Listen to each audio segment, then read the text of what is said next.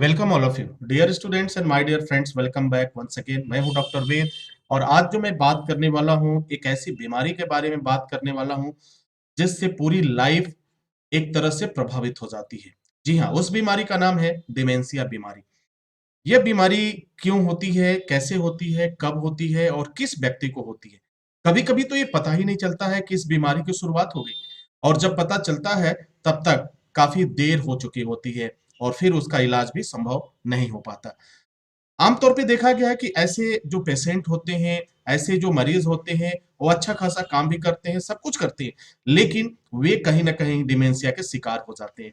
पूरी बात बताऊँगा इस वीडियो में, इस लेक्चर में। डिमेंशिया रोग क्यों होता है, इसका कारण भी बताऊँगा।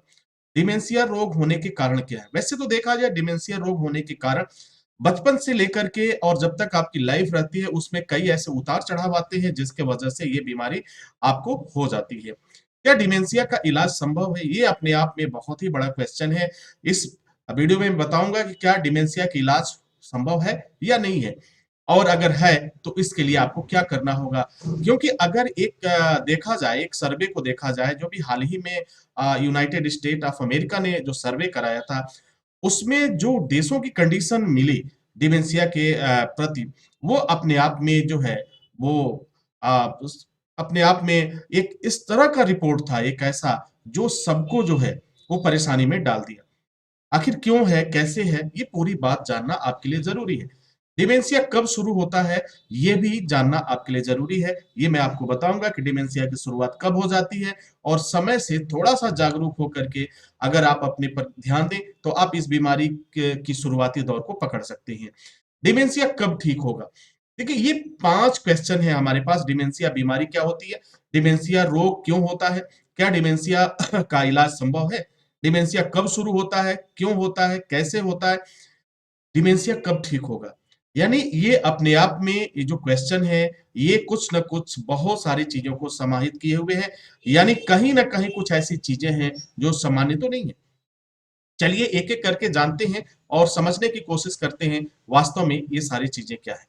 डिमेंशिया बीमारी। अब पहली बात जान लेते हैं कि डिमेंशिया बीमारी है क्या? इसे क्या कहते हैं? डिमेंशिया बीमारी का मतलब हुआ कि मनोभ्रंश रोग, यानी मन के अंदर मनोभ्रंश रोग, ये एक मानसिक रोग है, कह सकते हैं। मनोभ्रंश रोग दिमाग की क्षमता का निरंतर कम होना। यह दिमाग की बनावट में शारीरिक बदलावों के परिणाम स्वरूप होता है। ये बदलाव स्मृति, सोच, आचरण और मनोभाव को प्रभावित करते हैं।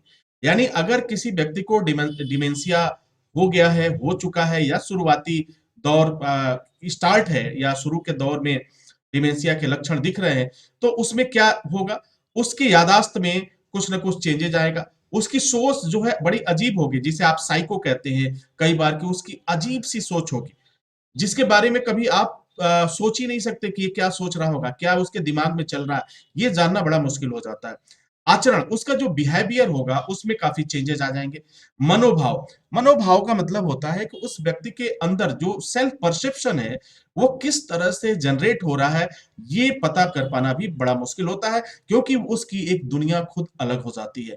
तो डिमेंशिया एक ऐसी बीमारी है, अब ये धीरे-धीरे शुरुआत होती है, लेकिन जब अपने चंगुल में लेती है इंसान को, तो उसकी लाइफ बिल्कुल बदल जाती है और ये चिंता का विषय होता है।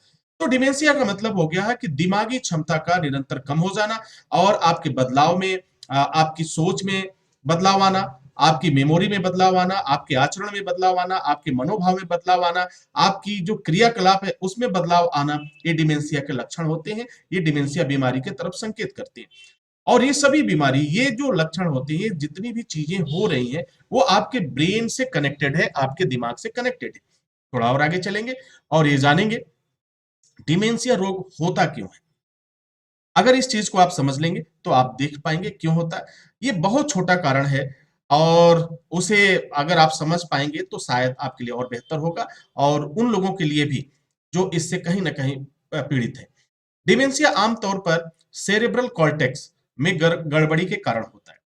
हमारे ब्रेन में एक सेरेब्रल कॉर्टेक्स होता है, जब इसमें खराबी आ जाती है, जब इसके जो टिश्यूज होते हैं उसमें कोई गड़बड़ी आ जाती है, तो ये बीमारी इस बीमारी की शुरुआत हो जाती है।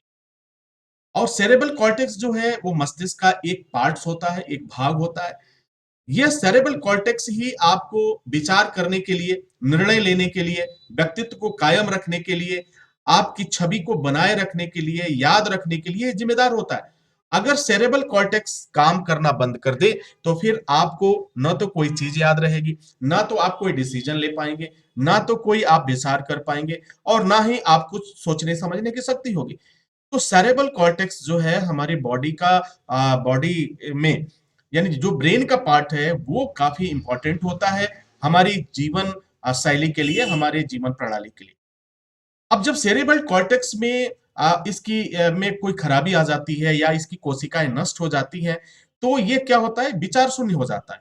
यानी जिसे कहते हैं संज्ञानात्मक दोष होना।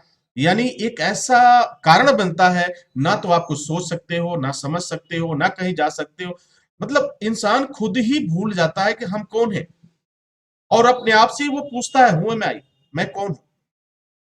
तो ये डिमेंशिया की ये शुरुआत होती है। डिमेंशिया में ऐसा भी नहीं होता कि आपको कोई पेन होगा, आपको कोई दर्द होगा, कुछ नहीं। जीवन आम तौर पे चलता रहेगा, सब कुछ चलता रहेगा। लेकिन सेरेब्रल कॉर्टेक्स से जो आपको सेंस मिलते हैं, जो तंत्रिकाओं में जो सूचनाएं मिलती हैं, जिसमें एनालिसिस होता है ब्रेन में, आप सोचते हैं अच्छा है बुरा है, ये सारी चीजें धीरे धीरे उसमें कुछ ना कुछ बदलाव आना शुरू हो जाता है। और आगे बढ़ेंगे, थोड़ा सा जानेंगे क्या डिमेंशिया का इलाज संभव है। अगर हम बात करें इलाज के बारे में, ट्रीटमेंट के बारे में, तो क्या इस रोग का इलाज संभव है। तो dear students and my dear friend, dementia का इलाज एक तरह से अब देखा जाए तो संभव नहीं है, या इसमें जो तरीके अपनाए जाते हैं वह कुछ इस तरह के होते हैं। डिमेंशिया रोग के कारण मस्तिष्क की क्षति को रोकने या धीमा करने का फिलहाल कोई उपचार उपलब्ध नहीं है, परंतु ऐसी अनेक दवाएं हैं, एलोपैथ में ऐसी दवाइयां हैं जो कुछ लोगों में डिमेंशिया के लक्षणों को अस्थायी तौर पर सुधार लाने में सहायता कर सकती है।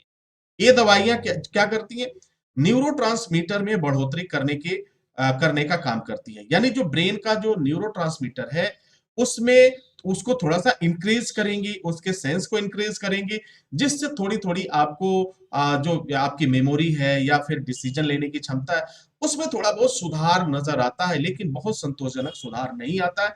लेकिन हाँ, अगर आपने योग का सहारा लिया, आपने योग का सहारा लिया और थोड़ा समय जरूर लगता है, तो उसमें काफी अच्छे परिणाम मिले हैं। योग के द्वारा आप इस बीमारी को काफी हद तक सही कर सकते हैं, और धीरे धीरे इसमें सुधार भी देखा गया है। तो जहां पर कई हमारे प्रकृति ने बहुत सारी चीजें दी हैं, जहां पर मेडिकल साइंस फेल हो जाता है, वहां पे नेचर की चीजें काम आती हैं। जब नेचर फेल हो जाता है तो कहीं ना कहीं योग पद्धतियां काम आती हैं।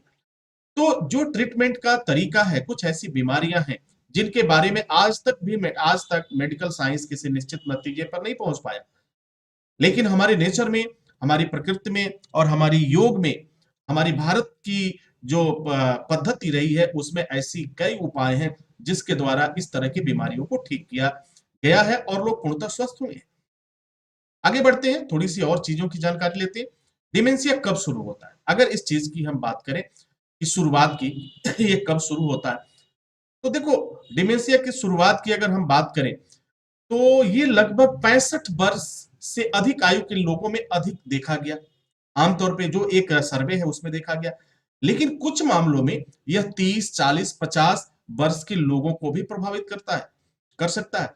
उपचार और शीघ्र निदान के साथ साथ आप मनोभ्रंश की प्रगति को धीमा करने और लंबे समय तक मानसिक कार्य को बनाए रखने में सक्षम हो पाते हैं। यानी ये देखा जाए कि इसमें एज बाउंडेशन की अगर बात किया जाए तो ये किसी भी आयु के लोगों में हो सकता है। पहले जो देखा जाता था उसमें 65 से ऊपर के लोगों में यह बीमारी लगभग आती थी, क्योंकि उस समय तक बुढ़ापा काफी हावी हो चुका होता है। लेकिन अब देखा गया है कि यंग जनरेशन में इस तरह की बीमारियों के लक्षण दिखाई दे रहे हैं, परिस्थितियां बन रही हैं। तो इन सभी चीजों को अगर हम समझ लेते हैं, जान लेते हैं, तो फिर हम अपने आप को काफी हद तक मैनेज कर सकते हैं, ट्रीटमेंट ले सकते हैं, या फिर कोई उसके लिए उपाय कर सकते हैं। अब बात कर लेते हैं डिमेंशिया कब ठीक होगा। अगर ठीक होने की बात की जाए तो देखो, विश्व स्वास्थ्य संगठन डब्ल्यूएचओ ने अल्जाइमर रोग का इलाज खोजने की समय सीमा 2025 से बढ़ाकर 2030 कर दिया है।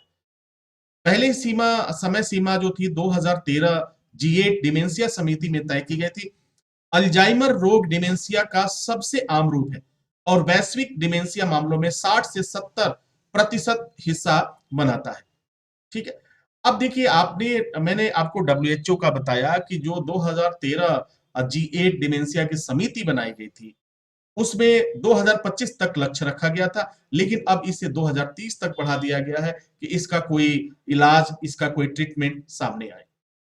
ठीक है। अब यह एक शब्द आया होगा अल्जाइमर, तो अल्जाइमर और डिमेंशिया दोनों का आपसी संबंध है।